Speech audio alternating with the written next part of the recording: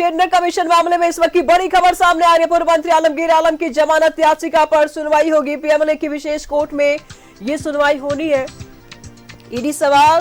ED जवाब दाखिल करेगी और 19 जुलाई को याचिका दाखिल कर आलमगीर आलम ने कोर्ट से जमानत की गुहार लगाई है। तो 15 मई को ईडी ने आलमगीर आलम को गिरफ्तार किया था। गिरफ्तारी से पहले ईडी ने समन जारी कर ईडी ने दफ्तर बुलाया था आलमगीर आलम को। 2 दिनों तक लगातार पूछताछ हुई।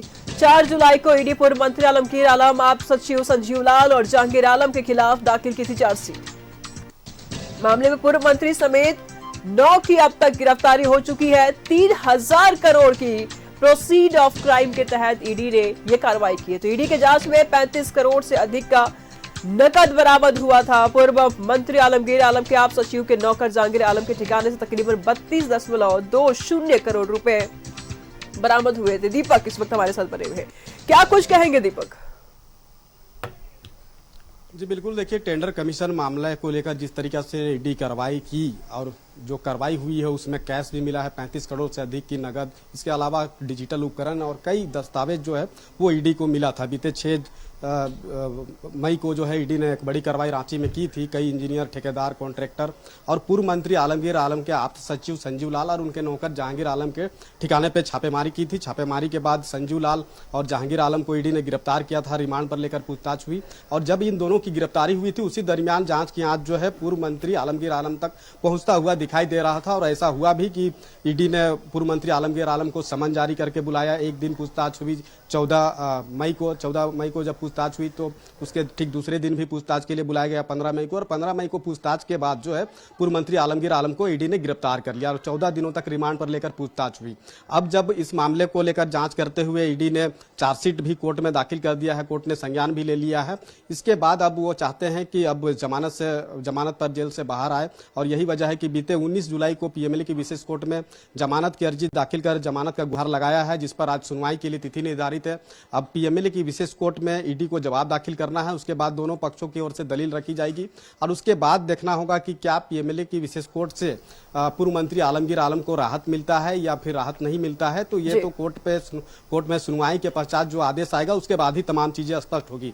लेकिन 3000 करोड़ के प्रोसीड ऑफ क्राइम के तहत ईडी ने जिस तरह से कार्रवाई की, यह कार्रवाई सेकेंड कार्रवाई था। इससे पहले जो कार्रवाई था वो 21 फरवरी 2023 को ईडी ने की थी। चीफ इंजीनियर वीरेंद्र राम के ठिकाने पर ईडी ने छापेमारी की थी और उस छापेमारी के बाद वीरेंद्र राम समेत उनके कई सहयोगी, उनके परिवार के लोगों को ईडी ने गिरफ्तार किया था। और गिरफ्तार करने के बाद जब रिमांड पर लेकर के ईडी ने पूछताछ की थी वीरेंद्र राम से, उसी दरमियान वीरेंद्र राम ने ईडी के अधिकारियों को बताया था कि कमीशन का जो पैसा इकट्ठा होता था वह पैसा जो है वो नीचे से ऊपर तक जाता था। तो उसमें कई, चाहे ब्यूरोक्रेट्स की बात करें या फिर सफेद पोस्ट राजनेताओं की बात करें, तो इन लोगों तक पैसा जाता था। ये जानकारी ईडी को मिला था और 1 साल तक होमवर्क करने के बाद ईडी ने बीते 6 मई को यह कार्रवाई जो है वो की थी। तो पूरी तरह से अब देखें तो इस मामले को लेकर ईडी ने अब तक 3 चार्जशीट दाखिल कर चुका है। और जिस तरह से अभी गिरफ्तारी हुई है, कई लोगों की गिरफ्तारी हुई है। पूर्व मंत्री आलमगीर आलम, उनके आप सचिव जहांगीर आलम, आप सचिव संजीव लाल, उनके नौकर जहांगीर आलम, इसके अलावा निलंबित चीफ इंजीनियर वीरेंद्र राम, उनके परिवार के लोग हैं, करीबी है।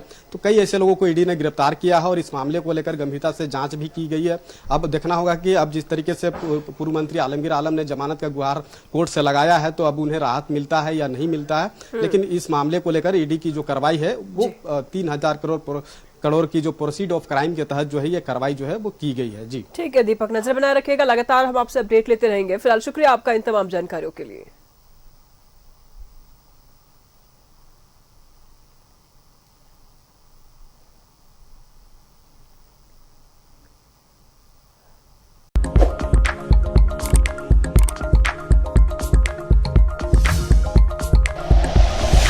Like and share videos, subscribe करें हमारा चैनल और प्रेस करें बेल आइकॉन। न्यूज़ 11 भारत, सच है तो दिखेगा।